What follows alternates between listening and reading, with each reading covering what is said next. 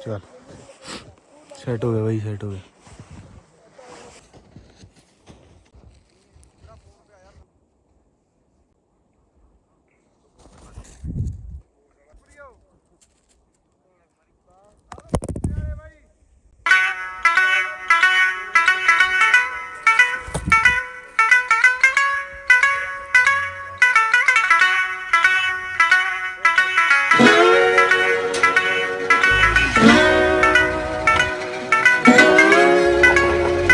ये देखो जी, हमने अपने मौत का फरमान साइन कर दिया। चढ़ा इस पे नई वाली पे।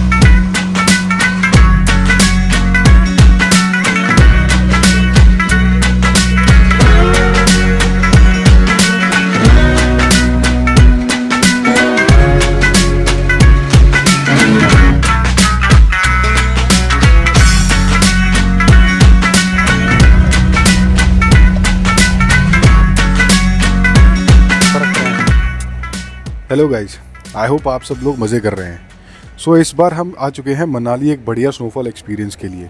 गाइज कभी कभी ना इंसान को विंटर्स में स्नोफॉल की डेफिशिएंसी फील होती है। सोशल मीडिया पे लोगों की वीडियोस देख के ना मन करता है कि मैं भी बर्फ में लोटपोट हो जाऊं। बस वही करने हम भी यहाँ पहुँच गए। सो हम पठानकोट से दोपहर 2 बजे के करीब निकले। पठानकोट टू मनाली का डिस्टेंस अराउंड 300 किलोमीटर है, तो इसको कवर करने में 10-11 घंटे लग ही जाते हैं। हमें भी 10 घंटे लग ही गए थे। अब रास्ते में रुकते रुकते आओ तो इतना टाइम लग ही जाता है। हम रात को लेट मनाली पहुंचने वाले थे, तो रात को कोई प्रॉब्लम ना हो इसलिए हमने गोवा इबीबो से द जॉइंट कैफे मनाली नाम का होम स्टे पहले ही बुक कर लिया था। इतनी रात को हेल्प मिलना बड़ा मुश्किल होता है, तो पहले से ही अरेंजमेंट कर लेना चाहिए। वैसे भी रात को टेम्परेचर -7 था, तो कोई एडवेंचर करने की हिम्मत ही नहीं हुई।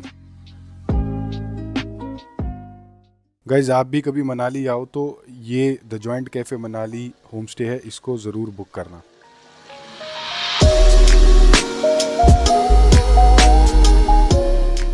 गाइस सुबह उठ के होम स्टे का व्यू बड़ा ज़बरदस्त दिखता है। इसके आसपास कुछ और भी घर हैं और एप्पल के बाग हैं। ये home stay old Manali bridge से पंप हाउस वाले रोड पर है। हम 3-4 दिन यहाँ पे रहे थे। यहाँ के जो ऑनर हैं वो बहुत चिल्ड आउट हैं। हमारे जैसे यंगस्टर्स हैं सारे कि उनकी कंपनी में इतना मजा आता था। हम हर रोज शाम को जब भी घूम के आते थे तो शाम को आके वो इन्हीं के पास बैठते थे। तो गाइस नेक्स्ट टाइम आप कभी भी आए तो द जॉइंट कैफे मनाली जरूर बुक करना। It's very good. कल रात को होम स्टे के केयर टेकर मनोज भाई हमें रिसीव करने आए थे। अगर वो ना आते तो हम इसे कभी ढूंढ ही नहीं पाते। हमने तो रात को अपनी गाड़ी पंप हाउस के अंदर घुसा दी और वहीं पार्क कर दी, जिसका हमें सुबह पता चला, क्योंकि रात को अंधेरे में दूसरा रास्ता दिखा ही नहीं। वो तो सुबह मनोज भाई ने बताया कि हमने सरकारी जगह पर गाड़ी पार्क करी है। हम अपने होम स्टे से निकले और ब्रेकफास्ट करने के लिए वशिष्ठ चले गए। जिस कैफ़े में हम ब्रेकफास्ट कर रहे थे वहाँ के ऑनर ने बताया कि आपको स्नोफॉल सेथन वैली में मिल सकती है। ये देखो जी, हमने अपने मौत का फरमान साइन कर दिया है। हम मर गए तो भैया रिस्पॉन्सिबल नहीं है। हमटा पास कितनी दूर है भैया यहाँ से? हमटा पास तो वहाँ तो ट्रैक है ना, मतलब ये तो हमटा जगह है पास, मतलब बहुत आगे है। वहाँ पे आप गाड़ी नहीं आती? गर्मी टाइम आना पड़ेगा। गाड़ी नहीं जाती? गाड़ी कहाँ तक जाती है फाइनल? गाड़ी फाइनल मतलब जौबड़ी तक जाती है। मतलब जौबड़ी कितनी किलोमीटर है यहाँ से? यहाँ से 15 किलोमीटर। बर्फ होगी वहाँ पे? बर्फ।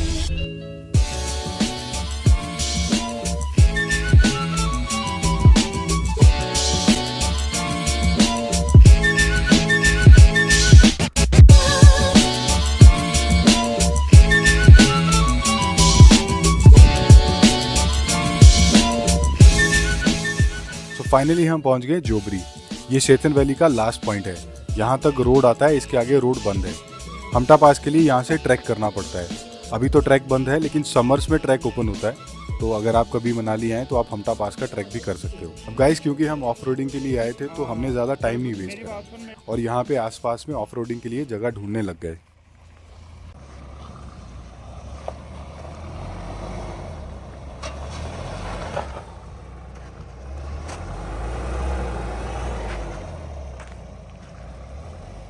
बट अभी गाड़ी पार्किंग से निकाली थी कि बस रोड पे ही ये फंस गई। मस्ती करते करते अचानक से बर्फ़ ज़्यादा आ गई और नीचे के पार्ट सारे इसमें धंस गए।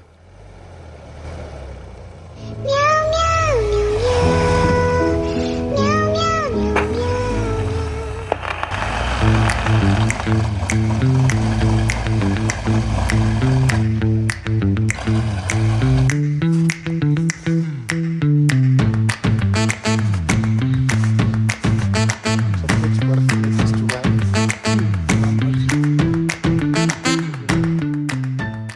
फिर हमने बहुत कोशिश करी लेकिन गाड़ी नहीं निकली। कुछ बर्फ़ भी हटाई लेकिन कोई फ़र्क नहीं पड़ा। यहाँ पे पता चलता है कि शवल ऑफ रोडिंग के लिए कितनी ज़रूरी है, क्योंकि अभी हम हाथों से बहुत कोशिश कर रहे थे लेकिन इतनी बर्फ़ हम नहीं हटा पाए जितनी गाड़ी के नीचे फंसी हुई थी। अगर कोई शवल होती तो हम 2 मिनट में सारी बर्फ़ निकाल के गाड़ी निकाल लेते।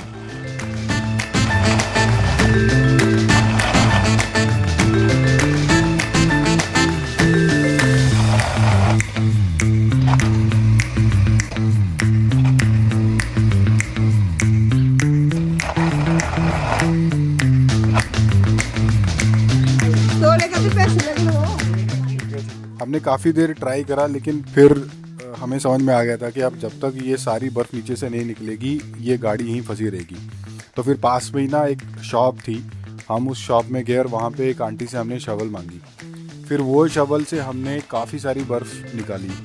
अगर आप देखोगे तो कुछ ऐसे एरियाज़ भी हैं जहाँ पे ऐसे लग रहा था कि बर्फ़ बिल्कुल गाड़ी के इंजन तक पहुँची हुई है।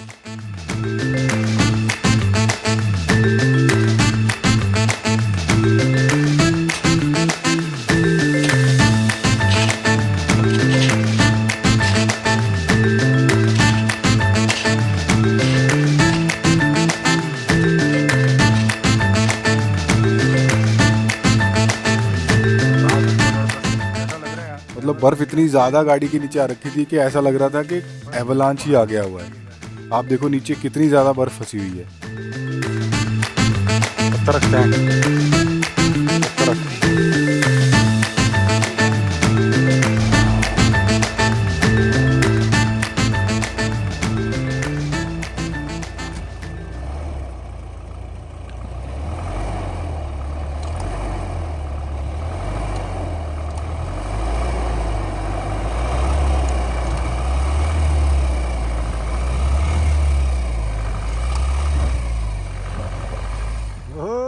तो फाइनली हमने काफ़ी सारी बर्फ़ शवल से क्लियर करी और उसके बाद हमने गाड़ी को बाहर निकाला।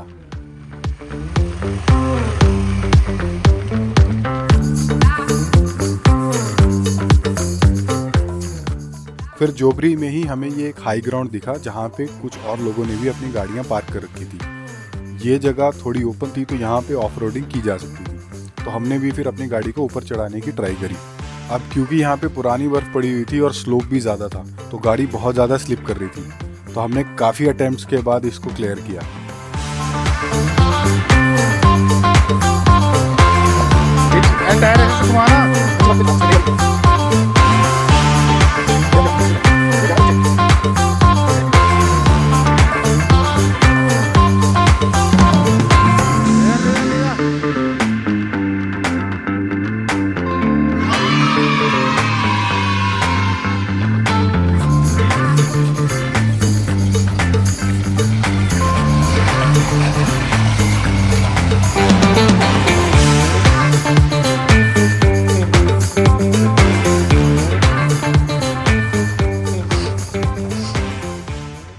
फिर हमने कोशिश करी कि हम थोड़ा सा और ऊपर जाते हैं और आसपास का व्यू देखते हैं।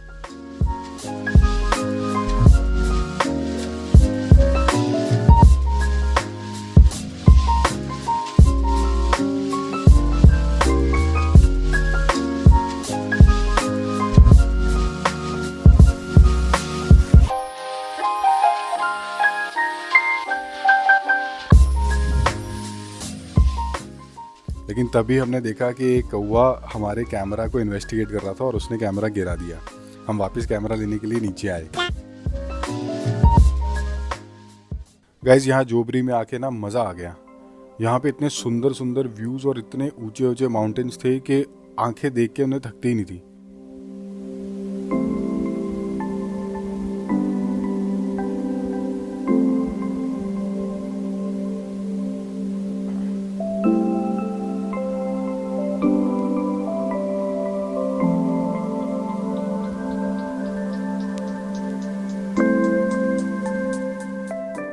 यहाँ से फिर हम थोड़ा सा और ऊपर गए और वहाँ पे हमने ना आग जलाने की कोशिश करी।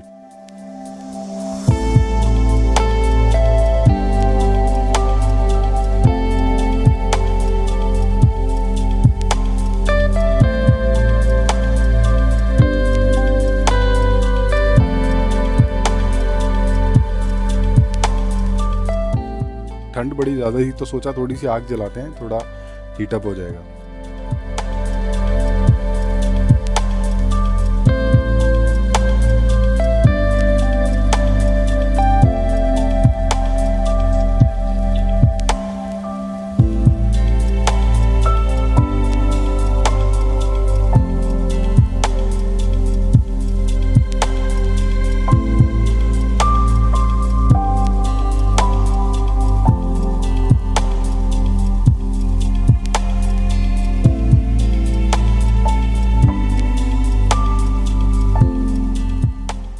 लेकिन हवा इतनी ज़्यादा चल रही थी कि आग जली ही नहीं। हमने काफ़ी ट्राई करा लेकिन हम इसमें सक्सेसफुल नहीं हुए।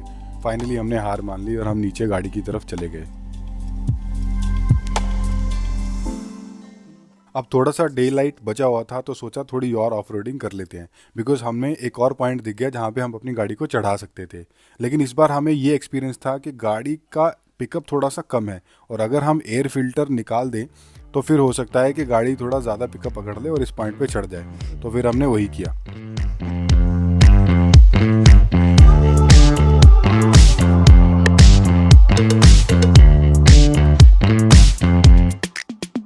हमारा ये एक्सपेरिमेंट कामयाब हो गया क्योंकि एयर फिल्टर का कनेक्शन तोड़ते ही गाड़ी बहुत तेज़ी से चलने लगी और फिर इस पॉइंट पे जो हमने देखा था यहाँ तक गाड़ी को हमने चढ़ा दिया।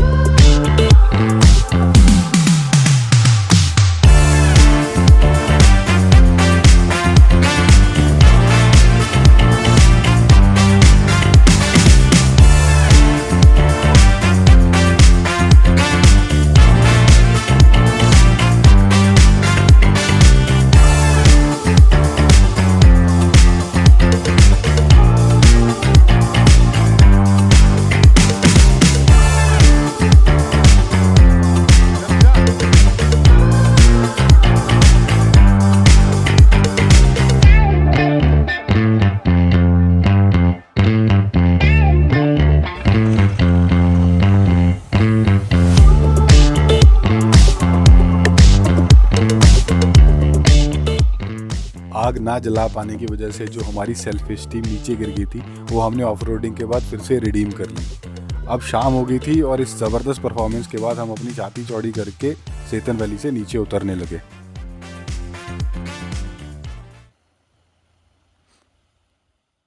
गाइस, सेतन वैली बहुत सुंदर है, तो अगर आप नेक्स्ट टाइम जब भी मनाली आते हैं तो सेतन वैली ज़रूर आना। यहाँ के व्यूज़, यहाँ के लोग और यहाँ की हॉस्पिटैलिटी आपको बहुत पसंद आएगी।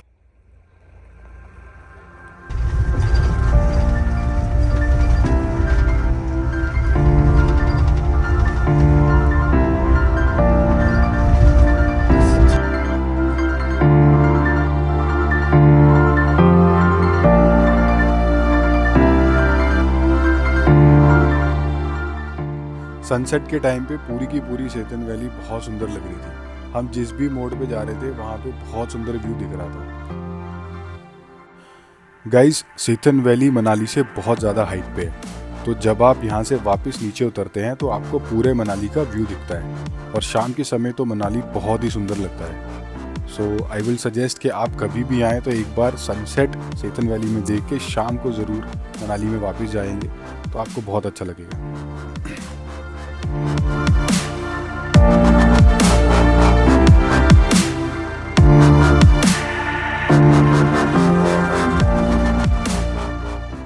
हम वापस ओल्ड मनाली आ गए और यहाँ पे एक कैफे में हम डिनर करने के लिए बैठ गए। यहाँ पे बहुत अच्छा लाइव म्यूजिक बज रहा था। ठंड बहुत ज्यादा थी तो हमने ज्यादा टाइम यहाँ पे स्पेंड नहीं करा और वापस अपने होम स्टे में चले गए। आज का पूरा दिन कैसे निकल गया हमें पता ही नहीं चला। हम सुबह ब्रेकफास्ट करके मनाली से निकले थे।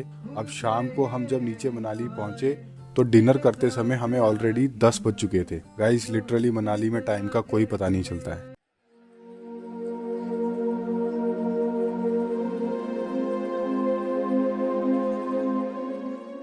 हमें जिस चीज़ का इंतज़ार था अगले दिन सुबह हमें वो चीज़ मिल ही गई। सुबह उठते ही हमने एक्सपीरियंस करा मनाली का हैवी स्नोफॉल। हमारे होमस्टे के ऑनर सुबह उठ के सबके दरवाजे पे नॉक करके उठा के गए। इतना मज़ा आ रहा था कि हमने काफ़ी टाइम बाहर स्पेंड करा और स्नोफॉल में हम लोगों ने बहुत एंजॉय किया। हमारी आने वाली वीडियोस में आप देखोगे कि मनाली स्नोफॉल के बाद कितना सुंदर लगता है। और guys because this is unexplored Manali series, तो हम आपको मनाली के ऐसे ऐसे कॉर्नर्स में लेके जाएंगे जहाँ पे नॉर्मली लोग नहीं जाते, और स्नोफॉल में वो जगहें तो और भी ज़्यादा सुंदर हो जाती हैं।